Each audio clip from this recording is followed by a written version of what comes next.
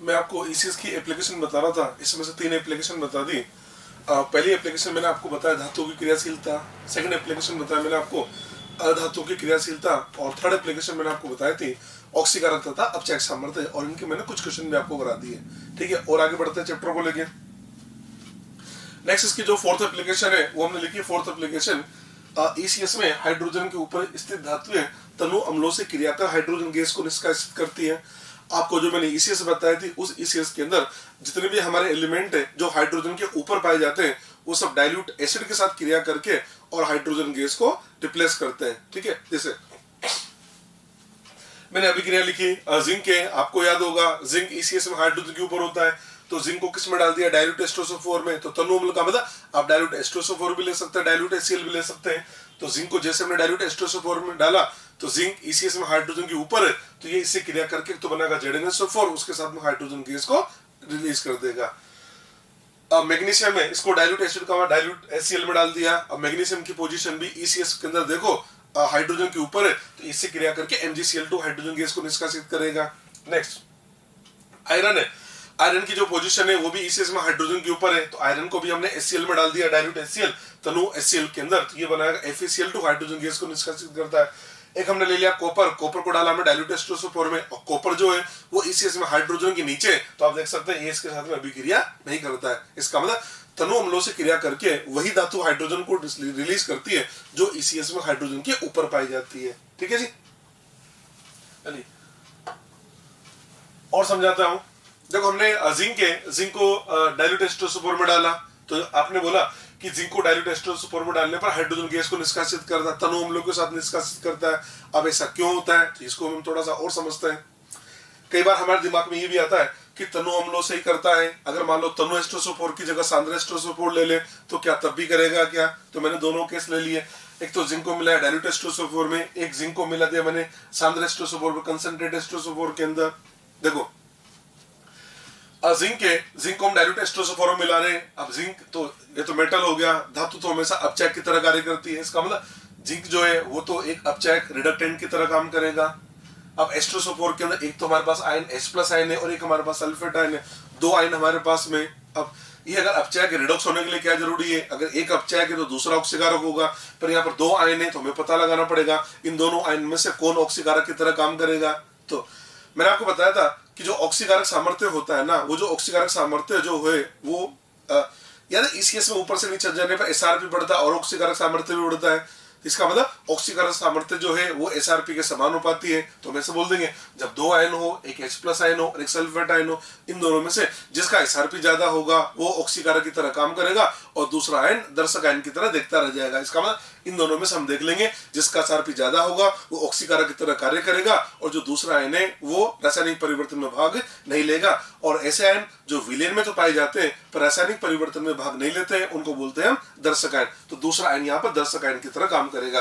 अब हमने जब ईसीएस को देख के पता लगाया तो हमें पता लगा कि जो सल्फेट आयन होता है, सल्फेट आयन का जो एसआरपी है इसका एसआरपी H+ आयन की तुलना में ज्यादा होता है। सल्फेट आयन का जो एसआरपी है, सल्फेट आयन का जो एसआरपी है वो H+ आयन की तुलना में ज्यादा होगा। इसका मतलब ये हुआ कि सल्फेट आयन और H+ आयन दोनों अगर साथ में हो, दोनों अगर साथ में हो तो इनमें से पावरफुल ऑक्सीडेंट होगा सल्फेट, H+ नहीं होगा। इन्हें सल्फेट तो ऑक्सीकारक की तरह काम करेगा और H+ हमारा दर्शक आयन की तरह काम करेगा। पर हमने बोला कि हमको हाइड्रोजन गैस चाहिए। अब हाइड्रोजन गैस चाहिए, सुनो इसका मतलब हाइड्रोजन गैस का इधर H2 बनना चाहिए और यहाँ H+ आयन है। H+ का मतलब यहाँ हाइड्रोजन का ऑक्सीडेशन नंबर +1 है और यहाँ 0 है। इसका मतलब हाइड्रोजन +1 से 0 में गया, यानी हाइड्रोजन का क्या हुआ, अपचयन हुआ, यानी इसको ऑक्सीकारक की तरह काम करना चाहिए। इसका मतलब हाइड्रोजन आपको तभी मिलेगी जब आपका H+ आयन ऑक्सीकारक की तरह कार्य करेगा। तो हमने क्या किया, हमने देखा जो H2SO4 है ना उसके अंदर H+ और सल्फेट में से अगर देखा जाए तो सल्फेट ऑक्सीकारक की तरह काम करेगा, H+ दर्शक की तरह काम करेगा। पर देखने को मिला कि हाइड्रोजन तो तभी बनेगी जब आपका H+ ऑक्सीकारक की तरह काम करेगा। तो फिर हमको तो हाइड्रोजन चाहिए थी, तो हमने इसका एक उपाय बनाया और उपाय ये बना इस अम्ल को हमने तनु कर दिया, तनु अम्ल बना दिया। देखा ना, तनु अम्ल डाइल्यूट। तनु का मतलब क्या हुआ, तनु का मतलब आपने इसके अंदर पानी मिला दिया, आपने इसके इतना पानी मिला दिया कि H+ आयन की उपलब्धता होगी ज्यादा और सल्फेट आयन की अवेलेबिलिटी होगी बहुत कम। अब हुआ क्या, वैसे पावर तो सल्फेट की ज्यादा है, पर तनु करने से हुआ क्या, सल्फेट आयन की उपलब्धता बहुत कम होगी, H+ आयन की अवेलेबिलिटी बहुत ज्यादा होगी, तो इसका फायदा H+ आयन को मिल गया और फिर H+ आयन ऑक्सीकारक की तरह काम करने लग गया और सल्फेट आयन बेचारा दर्शक की तरह देखता रह गया, कारण उसकी उपलब्धता बहुत कम है। तो यहाँ पर हुआ क्या, H+ काम करेगा ऑक्सीकारक की तरह, और जब H+ ऑक्सीकारक की तरह काम करेगा और खुद का अपचयन होगा, और अगर H+ का अपचयन होता है तो हमको मिलता है हाइड्रोजन, इसलिए ये हाइड्रोजन गैस यहाँ पर रिलीज होती है और जिंक सल्फेट आयन के साथ मिलके ZnSO4 बना लेता है। इसका मतलब ये समझ में आ गया कि तनु लेना बहुत जरूरी है, अगर आप तनु अम्ल नहीं लोगे तो आपको हाइड्रोजन गैस नहीं मिलेगी, इसलिए तनु लिया जाता है। ठीक है जी, अगर सांद्र ले लेते हैं, चलो जी दूसरी भी क्रिया लिखी मैंने, सांद्र ले लिया, सांद्र लिया तो वही H+ ion sulphate ion, zinc तो हमेशा अपचय की तरह कार्य करेगा, धातु तो अपचय की तरह कार्य करेगी।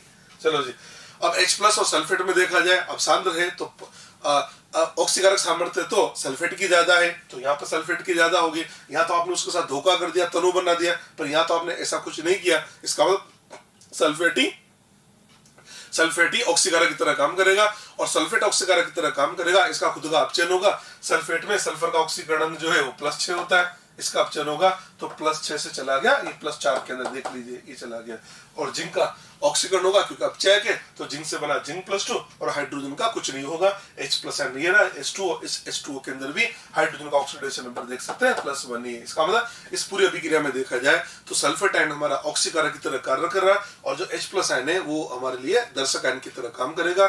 इसका मतलब ये हुआ, अगर आपको हाइड्रोजन गैस चाहिए तो हाइड्रोजन गैस आपको तभी मिलेगी जब आपका H+ आयन ऑक्सीकारक की तरह कार्य करे, और इसको कार्य करवाने के लिए हमको तनु अम्ल लेना पड़ता है। इसलिए हम डायरेक्ट रिजल्ट याद रख लेते हैं कि जो धातुएं ECS में हाइड्रोजन के ऊपर पाई जाती है वो तनु अम्लों से क्रिया करके हाइड्रोजन गैस को निष्कासित करती है। Clear point? चलिए आगे बढ़ जाते हैं। अगला एप्लीकेशन, नेक्स्ट एप्लीकेशन लिखा मैंने, application number 5, metal to metal and non metal to non metal displacement reaction. Metal to metal displacement या non metal to non metal displacement reaction, इसका मतलब यह होता है अधिक क्रियाशील धातु कम क्रियाशील धातु को उसके लवण के विलयन में से विस्थापित कर देगी, या हम ये भी बोल सकते हैं अधिक क्रियाशील अधातु कम क्रियाशील अधातु को उसके लवण के विलयन में से विस्थापित कर देगी। इसका मतलब जैसा काम धातुएं करती है वैसा काम अधातुएं करती है, या इसको आप ऐसे याद रख लो, अधिक क्रियाशील कम क्रियाशील को हटा देता है, या तो अधिक क्रियाशील धातु हो या फिर अधिक क्रियाशील अधातु हो। ठीक है, कुछ एग्जांपल लेके बात करते हैं। जैसे हमने जिंक को मिला दिया कॉपर सल्फेट में, जिंक को मिला कॉपर सल्फेट का मतलब कॉपर धातु का लवण का विलयन है, और जिंक मिला दिया। अगर आपकी जिंक की क्रियाशीलता कॉपर से ज्यादा होगी तो आप देख लो ECS के अंदर जिंक ऊपर पाया जाता है, कॉपर नीचे पाया जाता है, और जो धातु ECS में जितनी ऊपर होती है उसकी क्रियाशीलता उतनी ज्यादा होती है। इसका मतलब जिंक ज्यादा क्रियाशील धातु है तो यह जिंक क्या करेगा, कॉपर सल्फेट के विलयन में से कॉपर को हटा देगा और खुद विलयन बना लेगा। तो आप देख सकते हैं अभी क्रिया बनी ZnSO4 प्लस कॉपर। दूसरा, कॉपर को हमने डाल दिया सिल्वर के लवण के विलयन में AgNO3 में। अब अगर कॉपर की क्रियाशीलता ज्यादा है, ECS में देख सकते हैं कॉपर जो है वो हाइड्रोजन के जस्ट नीचे है, सिल्वर और नीचे आता है, इसका मतलब कॉपर की क्रियाशीलता ज्यादा होती है, तो कॉपर AgNO3 के विलयन में से सिल्वर को हटा देगा, और इसने कॉपर नाइट्रेट का विलयन बना दिया, ये सिल्वर को इसने हटा दिया। नेक्स्ट हमने सिल्वर को डाल दिया कॉपर नाइट्रेट के विलयन में, सिल्वर की क्रियाशीलता तो कॉपर से कम है तो अभिक्रिया नहीं होगी, नो रिएक्शन। आयरन को हमने डाल दिया ZnSO4 में। आयरन और जिंक की बात करें तो जिंक की क्रियाशीलता ज्यादा है, आयरन की कम है, इसका मतलब डिस्प्लेसमेंट रिएक्शन नहीं होगी, नो रिएक्शन हमने लिख दिया। नेक्स्ट सिल्वर को डाल दिया हमने ZnSO4 में, सिल्वर की रिएक्टिविटी कम है तो ये भी डिस्प्लेसमेंट रिएक्शन नहीं करेगा। तो डिस्प्लेसमेंट रिएक्शन का मतलब अधिक क्रियाशील धातु कम क्रियाशील धातु को उसके लवण के विलयन में से निष्कासित कर देता है, ये इसका कंक्लूजन है। ठीक है जी भाई, चलो आगे बढ़ते हैं। ये तो धातु की बात करी, चलो अधातु की बात कर लेते हैं। अधातु की लिखी मैंने Cl2+2 KBr, क्लोरीन को डाल दिया ब्रोमीन के विलयन के अंदर।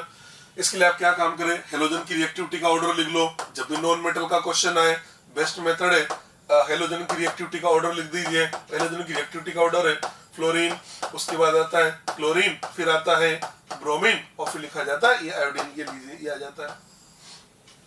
देखिए हमने क्या किया, क्लोरीन को डाल दिया ब्रोमीन के विलयन के अंदर, KBr का मतलब विलयन ब्रोमीन का बना हुआ है, इसमें क्लोरीन डाल दिया। हाँ, अगर क्लोरीन की क्रियाशीलता ज्यादा होगी तो क्लोरीन ब्रोमीन को हटा देगा। कैसे पता लगेगा ये देख लीजिए, क्लोरीन की क्रियाशीलता ब्रोमीन से ज्यादा है, बिल्कुल सही बात है। तो क्लोरीन हटा देगा तो ये बना लेगा 2KCl प्लस Br2, ये जो डिस्प्लेसमेंट रिएक्शन होगी। नेक्स्ट में ब्रोमीन को डाल दिया हमने, KCl का मतलब क्लोरीन का विलयन है, और ब्रोमीन डाल दिया। अच्छा, ब्रोमीन की क्रियाशीलता क्लोरीन से कम है तो डिस्प्लेसमेंट रिएक्शन नहीं होगी, नो रिएक्शन, ये नो रिएक्शन आ गया। नेक्स्ट आयोडीन को डाल दिया हमने 2KCl के अंदर, यानी विलयन किसका, क्लोरीन का है, इसमें आयोडीन को डाल दिया। आयोडीन की क्रियाशीलता कम है तो कोई रिएक्शन नहीं होगी। Cl2 को डाल दिया 2Ki, इसका मतलब क्लोरीन को डाल दिया अब आयोडीन के विलयन में, क्लोरीन की क्रियाशीलता ज्यादा है तो डिस्प्लेसमेंट रिएक्शन होगी, ये बना लेगा 2KCl प्लस I2। तो कुल मिला के बात ये, अधिक क्रियाशील धातु कम क्रियाशील धातु को उसके लवण के विलयन में से विस्थापित कर देती है, या ऐसे बोल सकते हैं अधिक क्रियाशील अधातु कम क्रियाशील अधातु को उसके लवण के विलयन में से विस्थापित कर देती है। इसका कंक्लूजन है भाई, ठीक है जी। ये जो कंसेप्ट है ना, इसी कंसेप्ट पर इस प्रकार के भी सवाल पूछ लेता है। देखो ऐसा सवाल पूछेगा, इधर मैं समझा देता हूं, आपसे बोला जाएगा कि हमारे पास में कॉपर सल्फेट का विलयन है, ये लीजिए। दूसरा तरीका सवाल कैसे बनते हैं इसके ऊपर वो समझा रहा हूं। कॉपर सल्फेट का विलयन है, हमसे बोला जाएगा ये जो कॉपर सल्फेट का विलयन है, क्या इसको मैं जिंक के पात्र में रख सकता हूं, ये लीजिए सवाल बन गया। ये सवाल पूछता है क्या कॉपर सल्फेट के विलयन को जिंक के पात्र में रखा जा सकता है, तो देखो होगा क्या, ये पात्र जिंक का ले रखा है, इसमें क्या डाल दिया, कॉपर सल्फेट का विलयन आपने रख दिया, तो जिंक की क्रियाशीलता ज्यादा है तो जिंक क्या करेगा, कॉपर सल्फेट के विलयन के साथ में डिस्प्लेसमेंट रिएक्शन करेगा और इससे क्रिया कर जाएगा। इसका मतलब हम इसको स्टोर नहीं कर सकते। तो इसका मतलब ये हुआ, किसी भी लवण के विलयन को अगर आपको रखना है, पात्र में रखना है, तो जो पात्र है पात्र की क्रियाशीलता कम होनी चाहिए। हाँ, उल्टा काम कर सकते थे कि आप विलयन ले लेते ZnSO4 का और पात्र ले लेते कॉपर का, क्योंकि कॉपर का पात्र लेंगे और विलयन अगर ZnSO4 का होगा तो कॉपर की क्रियाशीलता कम है ना, तो ये इसके साथ डिस्प्लेसमेंट रिएक्शन नहीं करेगा। तो जब भी इस प्रकार के सवाल आए तो सीधा सीधा कंसेप्ट ये बना लो, किसी धातु के लवण का विलयन है, अगर उसको स्टोर करना है तो जो भी पात्र काम में लिया जाता है उस पात्र की क्रियाशीलता कम होनी चाहिए, अगर पात्र की क्रियाशीलता ज्यादा होगी तो पात्र ही विलयन के साथ में क्रिया कर जाता है। इसका कंसेप्ट होता है। इसमें एक तरह का और सवाल बनाता है, वो भी बता देता हूं मैं आपको। दूसरा तरह का सवाल ये बोलता है कि आपने पात्र ले रखा है, ये पात्र आपने ले लिया, इस पात्र के अंदर हमने कॉपर सल्फेट का विलयन भर दिया, ये कॉपर सल्फेट का विलयन भर दिया, और हमसे बोलता है क्या इस कॉपर सल्फेट के विलयन को हम जिंक का जो स्पून है, जो जिंक की चम्मच है, उससे मिक्स कर सकते हैं। विलयन किसका है, कॉपर सल्फेट का है, और जिंक का स्पून ले लिया आपने। अब स्पून जिंक का है तो जिंक को जैसे कॉपर सल्फेट में लाएंगे फिर वही डिस्प्लेसमेंट रिएक्शन होगी, और इसका मतलब जिंक का जो स्पून है उसका ऑक्सीडेशन होगा और धीरे धीरे हमारा जिंक का स्पून ही खत्म हो जाएगा। इसका मतलब हम जिंक के स्पून को लेके कॉपर सल्फेट विलयन को मिक्स नहीं कर सकते। तो इसका भी कंसेप्ट क्या है, अगर किसी धातु का विलयन है और आपको उसको मिक्स करना है तो जो स्पून आप काम में लोगे उस स्पून की धातु की क्रियाशीलता उस लवण के विलयन से कम होनी चाहिए। हाँ, उल्टा काम कर सकते हो, आप स्पून किसका ले लो, कॉपर का ले लो, और विलयन आप बना दो ZnSO4 का, ये लीजिए। अगर आप ऐसा करते हैं तो आपका काम हो जाता है। स्पून किसका लिया, कॉपर का लिया, और हमने विलयन किसका लिया, ZnSO4 का। इसका मतलब किसी विलयन को अगर किसी स्पून से हिलाना है, स्पून की क्रियाशीलता कम होनी चाहिए। ये इस प्रकार के कंसेप्ट बेस्ड क्वेश्चन है, ये भी आपसे पूछ लेते हैं तो आपको इनका जवाब देना आना चाहिए। ठीक है जी, आगे बढ़ते हैं। छठा एप्लीकेशन बता रहा था मैं। छठा एप्लीकेशन मैंने लिखा, सेल का मानक विद्युत वाहक बल ज्ञात करना, ई नोड सेल ज्ञात करना। हमने आपको जब डेने सेल की वर्किंग बताई थी तो डेने सेल में क्या हुआ था, देखो इधर एक हमने जिंक का पात्र लिया, ये दीजिए हमने जिंक का पात्र ले लिया, ये जिंक का पात्र हमने ले रखा था, ये जिंक का पात्र था, उसी को रिवाइज करा रहा हूँ। जिंक के पात्र, जिंक का रोड को हमने जिंक सल्फेट में रखा था। दूसरा हमने क्या काम किया, दूसरा हमने ये कॉपर की रोड ली, कॉपर की रोड को हमने कॉपर सल्फेट के विलयन में डाल दिया था, ये लीजिए। ये कॉपर की रोड थी, कॉपर सल्फेट के विलयन में डाल दिया, ये हमने सॉल्ट ब्रिज लगा रखा था, ये हमने सॉल्ट ब्रिज लगा दिया।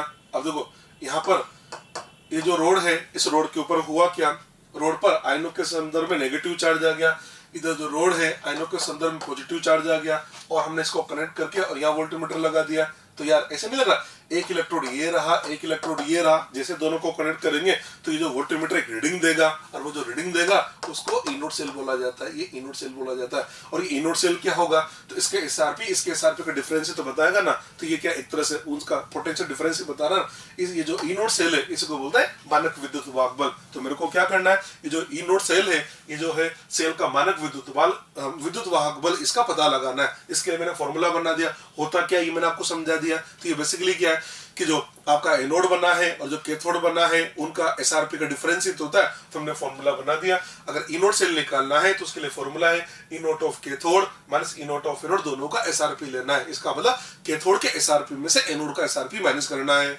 मैंने डिटेल में लिख दिया ई नोट सेल बराबर SRP of cathode minus SRP of anode. Cathode के एसआरपी में से एनोड का एसआरपी माइनस कर दो, आपकी इच्छा है, नहीं मेरे को तो एसओपी लेना है तो वो भी ले सकते हैं।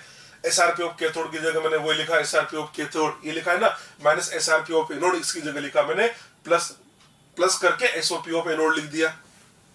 और आगे बढ़ जाते हैं, एसआरपी ऑफ कैथोड है, इसकी जगह लिख देता हूं मैं माइनस एसओपी ऑफ कैथोड, इसको लिख दो SOP of anode minus SOP of cathode. तो आप चाहो तो फॉर्मूला तो एसओपी एसआरपी किसी से भी लिखे जा सकते हैं, पर हमारी बात ये समझिए, जब भी आपको क्वेश्चन सोल्व करना हो और जब कभी भी आपको इनोड सेल निकालना हो तो हमेशा कैथोड के एसआरपी में से एनोड का एसआरपी आपको माइनस करना है। अगर आप ऐसा करते हैं तो आपका आंसर एकदम परफेक्ट निकल के आता है।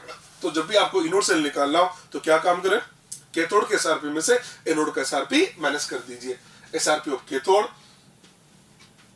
Minus SRP of anode, right. चलिए जी, अब हमने एक नोट लिखा, देखो हमने एक सेल बनाया, अब सेल बनाते समय क्या होगा, एक एनोड होना चाहिए, एक कैथोड होना चाहिए। एनोड इलेक्ट्रॉन देगा, कैथोड इलेक्ट्रॉन ग्रहण करेगा, ठीक है। अब इलेक्ट्रॉन कौन देगा, तो जो ज्यादा क्रियाशील होगा, जो कम क्रियाशील होगा वो इलेक्ट्रॉन ग्रहण करेगा। इस केस में ऊपर से नीचे जाने पर धातु की क्रियाशीलता कम होती है, इसका मतलब जो धातु जितने ज्यादा ऊपर होगी उसकी क्रियाशीलता उतनी ही ज्यादा होगी। तो हम ऐसे नहीं बोल सकते कि ईसीएस के अगर दो एलिमेंट है, उन दो एलिमेंट में से जो ऊपर वाला एलिमेंट होगा उसका हम एनोड बनाएंगे और नीचे वाले एलिमेंट का कैथोड बनाएंगे। इसका मतलब हमने कंसेप्ट बना दिया। अगर आपसे बोला जाए मेरे को फिजिबल सेल बनाना है, मेरे को एक फिजिबल सेल बनाना है, तो मैं एनोड किसका बनाऊं और कैथोड किसका बनाऊं, तो इसका सीधा सा फंडा ये है कि इलेक्ट्रोकेमिकल सीरीज में जो एलिमेंट जो अपर एलिमेंट है उसका आप एनोड बना लिया करो और जो लोअर एलिमेंट है उसका आप कैथोड बना लिया करो। तो वही नोट लिखा मैंने, ईसीएस में ऊपर वाला एलिमेंट एनोड बनाता है जबकि नीचे वाला एलिमेंट कैथोड बनाता है। ये हमने कंक्लूजन बना दिया है। जब कभी भी आपसे बोला जाए यार ये दो इलेक्ट्रोड है, इनको लेके एक सेल बनाना है, तो आपको देखना पड़ेगा ना यार एनोड किसका बनाएंगे, कैथोड किसका बनाएंगे। तो आप क्या काम करें, अपर एलिमेंट का एनोड बना ले और लोअर एलिमेंट का कैथोड बना ले। अगर आप ऐसा काम करते हैं तो आपको एक फिजिबल सेल बन के मिल जाएगा, राइट। चलिए जी, अब हम सवाल लेते हैं। पहला सवाल लिया मैंने, निम्न सेल का मानक विद्युत वाहक बल ई नोट सेल ज्ञात करो। एक सेल दे रखा है, इसका मानक विद्युत वाहक बल ज्ञात करना।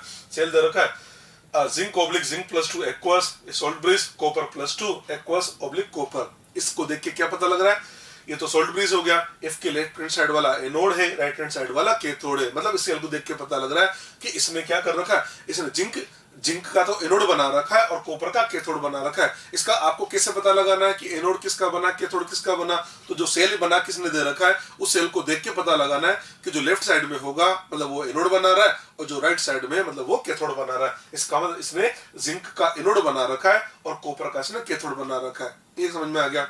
चलिए अब गिवन इसने जो डाटा दे रखे उनको भी समझते हैं।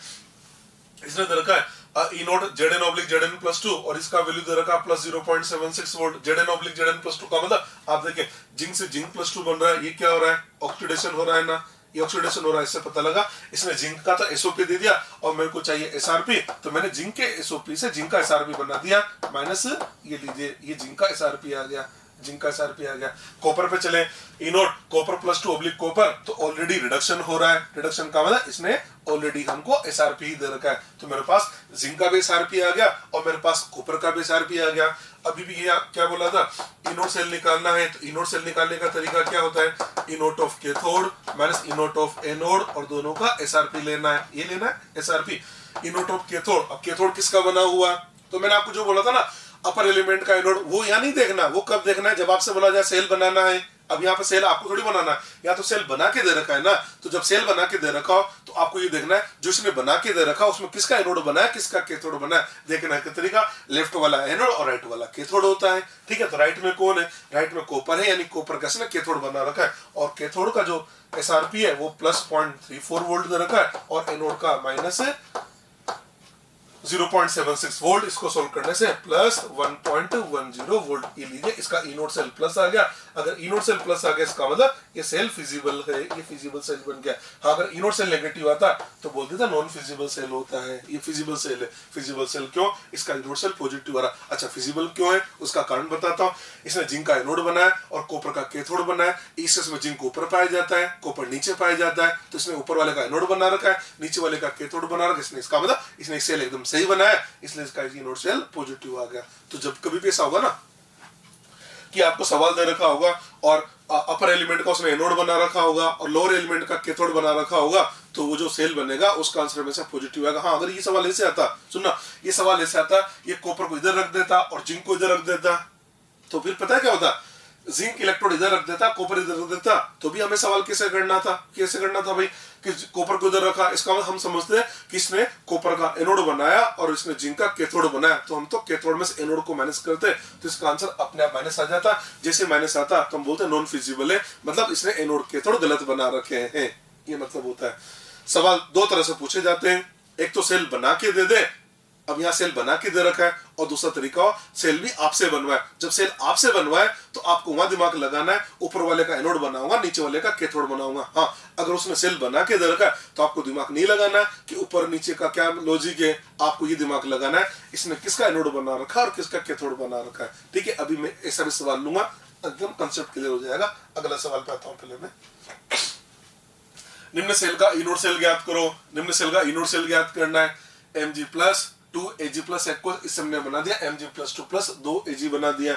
हमको दे रखा है ई नोट Mg+2 Mg दे रखा है। देखो Mg+2 ऑब्लिक करके Mg लिखा है, इसका रिडक्शन हो रहा है। रिडक्शन होने का मतलब एक तरह से इसने मैग्नीशियम का रिडक्शन SrP दे दिया। सिल्वर का भी ई नोट Ag+ से Ag, इसका मतलब इसमें भी रिडक्शन हो रहा है, तो इससे पता लगा कि हमको इसने मैग्नीशियम और सिल्वर दोनों का SrP दे रखा है, तो ये SrP का काम तो हो गया। चलिए, इसने सेल ये दे दिया, ये सेल दे रखा है। अब देखो पिछले वाले सवाल में और इस वाले सवाल में अंतर क्या है? इसके पिछले वाला जो सवाल था उसमें जो सेल दे रखा था उसमें सेल का रिप्रेजेंटेशन दे रखा था। जब रिप्रेजेंटेशन देता है तो लेफ्ट वाला एनोड, राइट वाला कैथोड का कंसेप्ट लगाना है। अब इस वाले सवाल के अंदर इसने सेल का रिप्रेजेंटेशन नहीं दिया, इसने सेल की अभिक्रिया दे दी। सवाल में अंतर है, इसके पहले वाले सवाल के अंदर सेल का रिप्रेजेंटेशन था। जब रिप्रेजेंटेशन दे रखा तो लेफ्ट राइट देखना है। अब इसमें रिप्रेजेंटेशन ना देके और इसने सेल की अभिक्रिया दे दी। जब सेल की अभिक्रिया दे रखी हो तो आपको देखना है जिसका ऑक्सीकरण हो रहा है, मतलब वो एनोड है, तो आप देख सकते हैं Mg से क्या बना रखा है, Mg+2, Mg से Mg+2, इसका मतलब इसमें सेल के अंदर मैग्नीशियम का एनोड बना रखा है। और जो सिल्वर है Ag+ से Ag, ये लीजिए, इसका मतलब इसने सिल्वर का कैथोड बना रखा है। तो हमने एनोड कैथोड का पता लगा लिया। कैसे पता लगा? एनोड किसका बना हुआ है?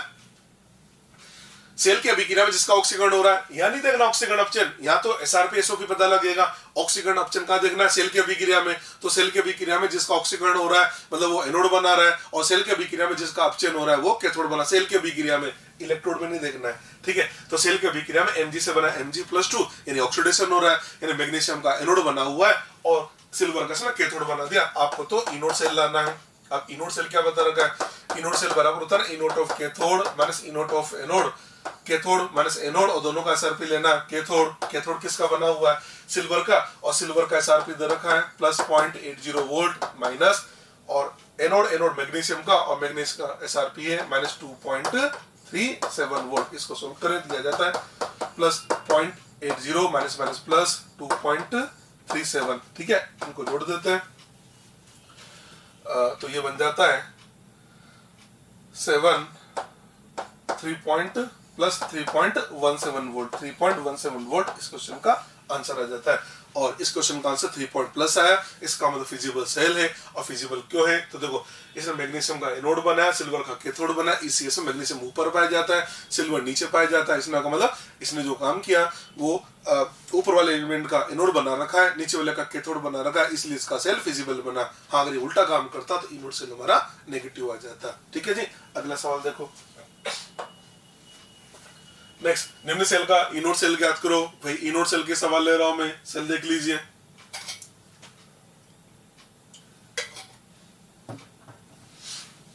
देखो, अब इसने फिर क्या किया, इसने सेल अभिक्रिया दे दी है, सेल अभिक्रिया दे रखी है, तो सेल अभिक्रिया को देख के पता लगाएंगे कि एनोड किसका बना हुआ है, कैथोड किसका बना हुआ है।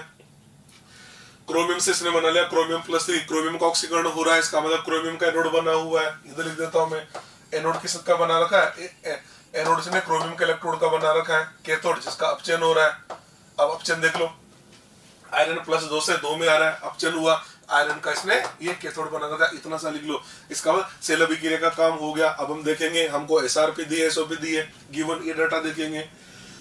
अभी तक मैं जो 2 क्वेश्चन है उसके अंदर तो मैं ऐसे लिखता था E nought Z N oblique Z N plus 2, उससे पता लगता था। अब यहाँ इसने अभिक्रिया के रूप में दे दिया, तो देखो इलेक्ट्रोड की अभिक्रिया दर के क्रोमियम से क्रोमियम प्लस 3 इलेक्ट्रॉन, यानी क्या हो रहा है यहाँ पर, ये क्रोमियम का इसने ऑक्सीडेशन कर दिया, ऑक्सीडेशन करके ई नोट लिखा, इसका मतलब इसने क्रोमियम का एसओपी दे रखा है। तो क्रोमियम का एसओपी दिया तो हमको चाहिए एसआरपी, तो मैंने क्रोमियम का एसआरपी लिख दिया, ये बन जाएगा माइनस 0.76 वोल्ट क्रोमियम का एसआरपी आ गया। आयरन देखो, आयरन प्लस 2 से आयरन बना दिया, आयरन का क्या हो रहा है, रिडक्शन, इसका मतलब पोटेंशियल भी रिडक्शन पोटेंशियल दे रखा है। तो आयरन का ऑलरेडी रिडक्शन पोटेंशियल ही दे रखा है, हमको ई नोट से लाना है। इनोड से लाने का तरीका क्या होता है, E nought of cathode minus E nought of anode, और दोनों का हमको एसआरपी लेना, दोनों का एसआरपी लेना है।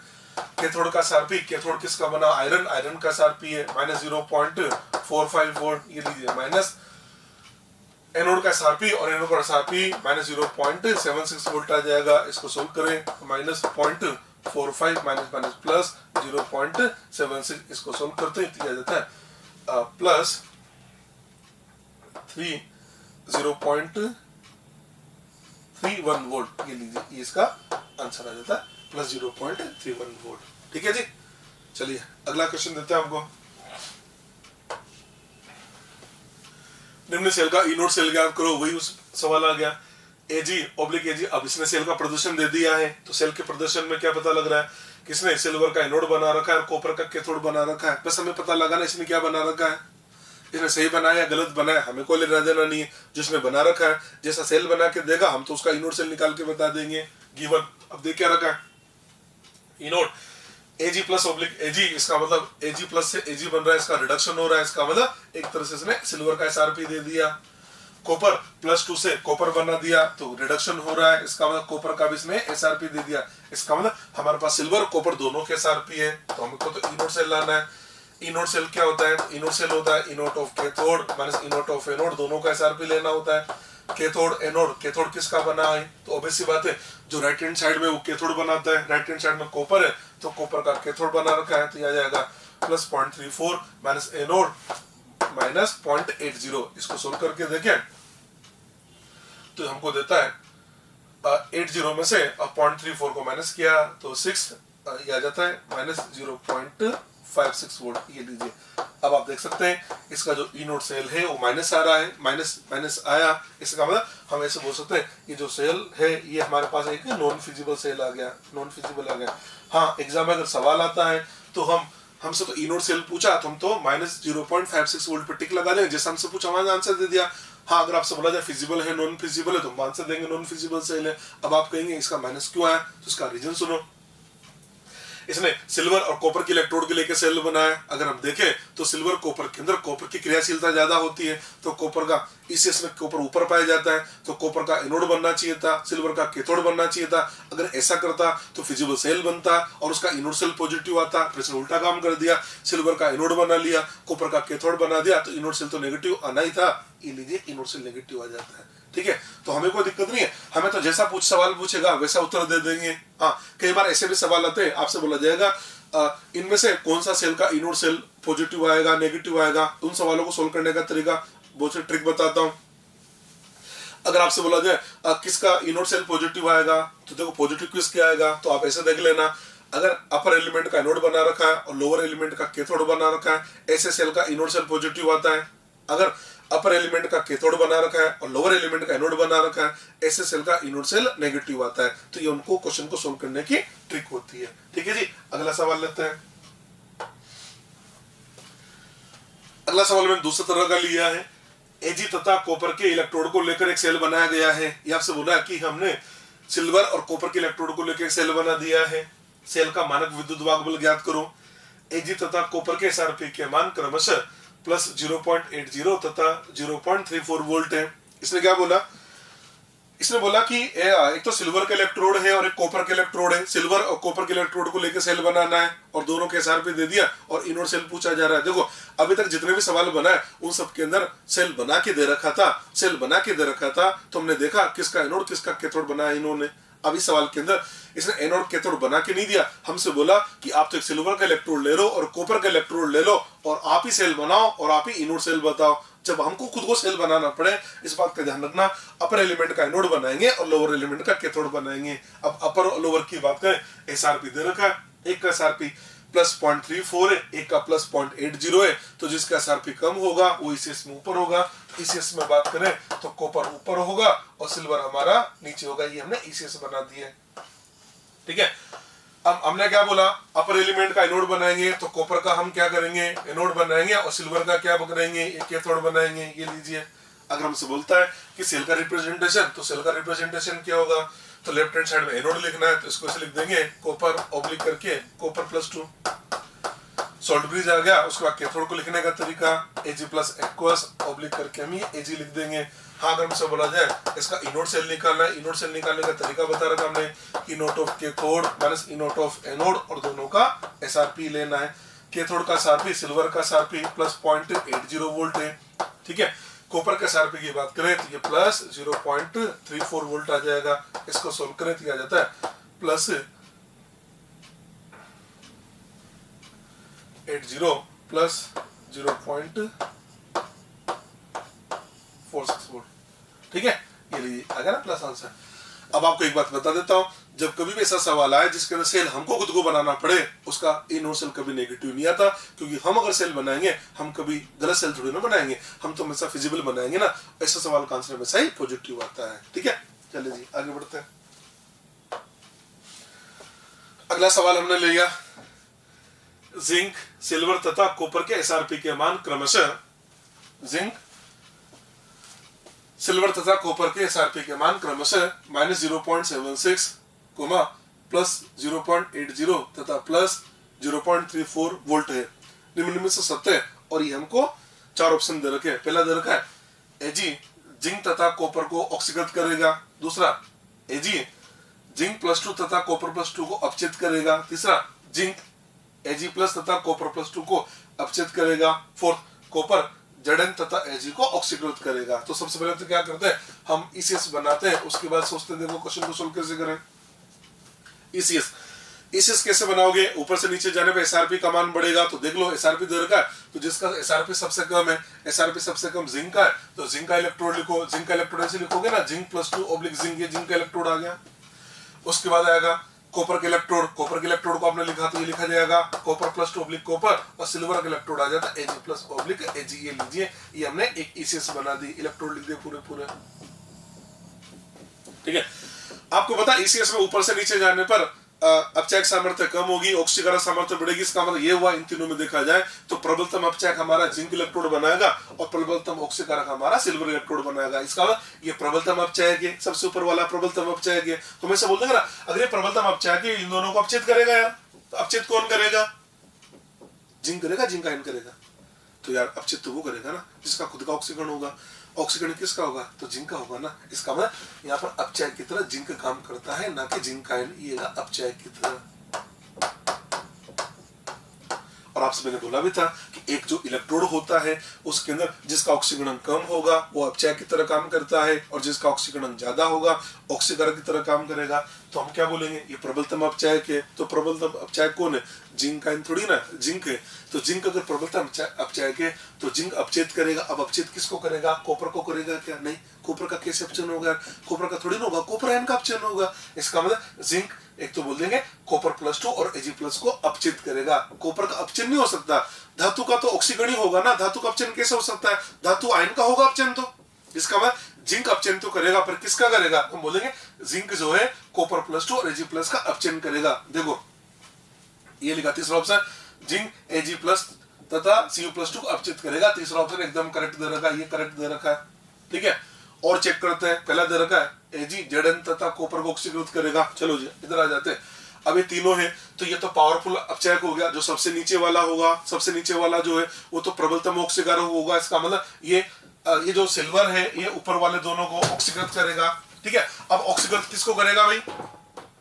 तो यार ऑक्सीकरण तो कॉपर और जिंक को करेगा, और कौन करेगा? तो यार Ag करेगा, Ag+ करेगा। तो ऑक्सीकारक की तरह कौन काम करेगा? Ag+ या Ag? तो यार ऑक्सीकारक की तरह तो Ag+ ही काम करेगा ना। तो हम बोल देंगे ये जो Ag+ है ना, ये जो Ag+ है, ये Ag+ क्या करेगा? कॉपर और जिंक को ऑक्सीकृत करेगा। और इसने क्या बोला? Ag जिंक तथा कॉपर को ऑक्सीकृत करेगा। तो पहले वाला गलत हो गया। पहले वाला गलत क्यों हुआ? क्योंकि उसने Ag लिख दिया। हाँ, अगर ये Ag की जगह Ag+ लिखता ना तो फर्स्ट वाला भी सही हो जाता। ये लीजिए, ठीक है, ये वाला बहुत इंपॉर्टेंट क्वेश्चन है। हम सोचते हैं यार फर्स्ट में तो सही है ना, तो फर्स्ट वाला गलत क्यों है? क्योंकि इसने Ag लिख दिया, जबकि Ag की जगह Ag+ आना चाहिए था। चलो जी, सेकंड वाला चेक करें। Ag Zn+2 तथा Cu+2 को अपचेत करेगा। अपचेत थोड़ी ना करेगा, ये तो ऑक्सीकृत किया। दूसरा भी गलत हो गया। कॉपर जिंक तथा Ag को ऑक्सीकृत कर रही, कॉपर तो बीच में आ गया। इसका मतलब इस क्वेश्चन का आंसर देंगे थर्ड। ये वाला क्वेश्चन बहुत इंपॉर्टेंट है, ठीक है। इस क्वेश्चन के अंदर बच्चा क्या करता है? पहले वाले ऑप्शन को टिक करके आ जाता है, क्योंकि वो जैसे पढ़ेगा फर्स्ट वाले जैसे ध्यान जाएगा वो बोलेगा यार बिल्कुल सही है, पर फर्स्ट वाला गलत क्यों है? क्योंकि उसने Ag लिख दिया, Ag की जगह आना चाहिए था Ag+। ठीक है, आगे बढ़ते हैं। अगला सवाल दिया है I2+ 2 इलेक्ट्रॉन से 2I- Br2+ 2 इलेक्ट्रॉन से 2Br-, इसका इनोड दे दिया, इसका इनोड दे दिया। तो पहले तो देखें किसने SRP दिया, SOP दिया। आयोडीन 0 से -1, 0 से -1 का मतलब रिडक्शन, ये रिडक्शन, इसका मतलब SRP दे रखा है। ब्रोमीन 0 से -1 रिडक्शन, इसका मतलब इसने भी इसका SRP दे दिया। दोनों का SRP दे रखे हैं। जब दो इलेक्ट्रोड है तो इसका सवाल ये है कि दो इलेक्ट्रोड, एक हमारे पास आयोडीन का इलेक्ट्रोड है, एक हमारे पास ब्रोमीन का इलेक्ट्रोड है। दो इलेक्ट्रोड है तो दो इलेक्ट्रोड को लेके हम एक इसिस बना देते हैं, जिसका SRP कम होगा ऊपर होगा। इन पे SRP किसका कम है? आयोडीन का, तो आयोडीन का इलेक्ट्रोड ऊपर आ जाएगा, ये लीजिए। और ब्रोमीन का इलेक्ट्रोड हमारे पास में नीचे आ जाएगा, ये Br2, ये ब्रोमीन का इलेक्ट्रोड आ गया। ये हमने एक इसिस बना दी दो एलिमेंट की, ठीक है। चलिए, अब आपको रेडॉक्स बनाना है, तो रेडॉक्स बनाने का तरीका क्या हुआ? बोला था ना, जब दो इलेक्ट्रोड है तो ऊपर वाले इलेक्ट्रोड का ऊपर वाले एलिमेंट एनोड बनाता है। ये लीजिए, ये एनोड बनाएगा, और नीचे वाला क्या बनाएगा? कैथोड बनाएगा। ये लीजिए, ये कैथोड बनाएगा। जो एनोड बनाएगा उसका ऑक्सीकरण होगा। इसका तुमको ऑक्सीकरण करना है, इसका करना ऑक्सीकरण, और नीचे वाले इलेक्ट्रॉन का क्या करना है? अपचन। और ये बात लिखते हुए आप इसके अभिक्रिया बना दो। चलो, जो अभिक्रिया बनाते हैं, तो आयोडीन का क्या करना है? ऑक्सीकरण करना है। तो आयोडीन के ऑक्सीकरण की अभिक्रिया लिख देता हूं। आयोडीन का ऑक्सीकरण कैसे होगा? तो जब 2I- से I2 बनेगा तो आयोडीन का ऑक्सीकरण हो गया ना। देख लो, आयोडीन का ऑक्सीकरण -1 से 0 में चला गया। दूसरा, ब्रोमीन का अपचयन करना है। अब अपचयन करें ब्रोमीन का, तो ब्रोमीन का अपचयन कैसे होगा? ये लीजिए, ये जो Br2 है, इस Br2 से आप 2Br- बना दीजिए। तो आप देख सकते हैं ब्रोमीन 0 से कहा जा रहा है? -1, इसका अपचयन हो गया। ये लीजिए, आयोडीन I-1 से कहा गया? 0 पर गया। इसका मतलब इसका तो ऑक्सीकरण हो रहा है, इसका ऑक्सीकरण हो गया, इसका ऑक्सीकरण हो गया। अगर इसका खुद का ऑक्सीकरण हो रहा है तो इसका मतलब ये अपचय की तरह कार्य कर रहा है। ये हो गया, अपचय की तरह कार्य कर रहा है। आपका जो ब्रोमीन है 0 से कहा जा रहा है? -1, 0 से -1 जाने का मतलब इसका अपचयन हो गया। ये लीजिए, इसका खुद का अपचयन हो रहा है, इसका मतलब ये काम करेगा ऑक्सीकारक की तरह, तो ब्रोमीन काम करेगा एक ऑक्सीकारक की तरह। ये लीजिए, ये सवाल तो बहुत ही आसान बना दिया मैंने। अब इसको देख के क्या पता लग रहा है? ऐसे बोल दे I- अपचयक है ना, तो I- ने क्या किया? ब्रोमीन को अपचित कर दिया। तो ऐसे बोल सकते हैं आयोडाइड आयन जो है वो ब्रोमीन को अपचित करेगा, या ऐसा बोल सकते हैं ब्रोमीन जो है वो आयोडाइड आयन को ऑक्सीकृत करेगा। ऑप्शन देखो, पहला ऑप्शन क्या दे रखा है? I- का मतलब आयोडाइड आयन ब्रोमीन को अपचित करेगा। तो आप देख लीजिए, ब्रोमीन को अपचित कर रहा है क्या? या आयोडाइड आयन रहा? पहला ऑप्शन क्या दे रखा है? I- ब्रोमीन को अपचित करेगा। चलो अभी क्रिया देख लो, ये I- रहा, ये ब्रोमीन को अपचित कर रहा है क्या? तो बिल्कुल सही बात है, यानी पहला तो सही दे रखा है, तो पहला तो सही है।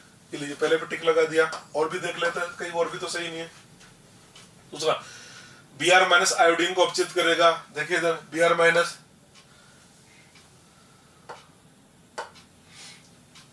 Br- अरे Br- के बीच में कहा भी क्रिया हो रही है? Br- प्रोडक्ट की ओर लिखा हुआ है, इसका मतलब ये तो गलत है, तो ये गलत बन गया। दूसरा भी गलत है। तीसरा, आयोडीन ब्रोमीन को अपचित करेगा। आयोडीन ब्रोमीन, तो I2 Br2 के बीच में तो कोई अभिक्रिया नहीं हो रही है, तीसरा भी गलत है। फोर्थ, ब्रोमीन आयोडाइड आयन को अपचित करेगा। ब्रोमीन, ये रहा ब्रोमीन,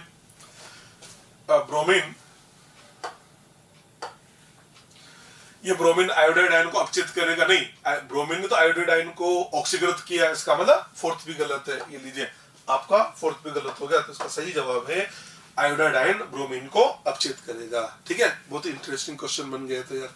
ठीक, आगे बढ़ते हैं। एक सवाल और है, निम्न रासायनिक परिवर्तनों के आधार पर धातु ABCD E तथा हाइड्रोजन की ECS में स्थिति इंगित कीजिए। हमें कुछ रासायनिक परिवर्तन दे रहे थे और इस रासायनिक परिवर्तन के आधार पर हमको ये जो धातु ABCD E है, इसने पहले ही बोल दिया ABCD E धातु है, और हाइड्रोजन इसकी ECS में पोजीशन बतानी। रासायनिक परिवर्तन क्या है, अभी क्रिया दे रखी 5। नंबर 1 A प्लस H2SO4, इससे हमने बना दिया ASO4 प्लस H2। दूसरा दर का C प्लस ACl2, इससे हमने बना दिया CCl2 प्लस A। थर्ड दर का C प्लस ECl2, इससे हमने बना दिया, नो रिएक्शन, कोई भी क्रिया नहीं हो रही। D प्लस 2BCl, इससे हमने बना दिया DCl2 plus 2B। D plus H2SO4 से नो रिएक्शन हमने बना दिया। चलो जी, अब हम ECS लिख लेते हैं। ये हमने लिखा ECS। पहला दर्जा A प्लस H2SO4 ASO4, इसका मतलब ये हुआ A को आपने H2SO4 में डाला, A को एक काम करते हैं, सबसे पहले तो मैंने हाइड्रोजन लिख दिया, ये मैंने हाइड्रोजन लिख दिया, ये हाइड्रोजन लिख दिया। ठीक, A को हमने डाला H2SO4 में, तो A को H2SO4 में डालने पर इसमें से हाइड्रोजन गैस डिस्प्लेस हो रही है। इसका मतलब A जो है वो ECS में हाइड्रोजन के ऊपर पाया जाता है। आपसे बोला था ना कि वो धातु जो ECS में हाइड्रोजन के ऊपर पाई जाती है, तनु अम्लों से क्रिया करके हाइड्रोजन देगा। इसका मतलब कोई अगर तनु अम्ल से क्रिया करके हाइड्रोजन दे रहा है, इसका मतलब वो ECS में हाइड्रोजन के ऊपर पाया जाता है। इससे पता लग गया कि A जो है वो ECS में हाइड्रोजन के ऊपर होगा। ये लीजिए। दूसरा C को डाला हमने A के विलयन में ACl2 का मतलब A का विलयन बना हुआ है, इसके अंदर C को डाल दिया, तो C ने क्या कि A को हटा दिया और खुद ने विलयन बना लिया। इससे मेरे को पता लगा C की क्रियाशीलता A से ज्यादा है, और आपको पता है जो धातु जितनी ज्यादा क्रियाशील होगी वो ECS में उतना ऊपर चली जाएगी, यानी C की क्रियाशीलता A से ज्यादा है, इसका मतलब C ECS में A के भी ऊपर होगा। ये लीजिए, इसके ऊपर हो जाएगा। धातु इसने पहले बोल दिया था ABCD E धातु है, तो धातु के हिसाब से क्रियाशीलता देखनी है। तीसरा point C plus ECl2, C को हमने कहा डाल दिया E के विलयन में, E का विलयन है, C को E के विलयन में डाला तो C E को नहीं हटा पाया। इसका मतलब C की क्रियाशीलता E से कम है, इसका E ज्यादा क्रियाशील है, C कम क्रियाशील है, यानी E ECS में C के भी ऊपर चला जाएगा। E चला गया। नेक्स्ट D को हमने रखा BCl का मतलब विलयन हमने B का बना रखा है, उसके अंदर हमने डाल दिया D को, तो D ने B को हटा दिया। इसका मतलब D की क्रियाशीलता B से ज्यादा है, तो D जो होगा वो B के ऊपर होगा, पर D और B का अता पता नहीं है, छोड़ दो। आगे चलो, पांचवा D को डाला H2SO4 में, तो D को H2SO4 में डालने पर कोई भी क्रिया नहीं हो रही। इससे पता लगा D ECS में हाइड्रोजन के नीचे पाया जाता है। ये लीजिए, D ECS में हाइड्रोजन के नीचे का मतलब D यहाँ पाया जाता है। अब फोर्थ वाला पॉइंट देखो, D को डाला आपने B के विलयन में, तो D ने B को हटा दिया। इसका मतलब D की क्रियाशीलता B से ज्यादा है, यानी D ऊपर होगा और B उसके नीचे होगा।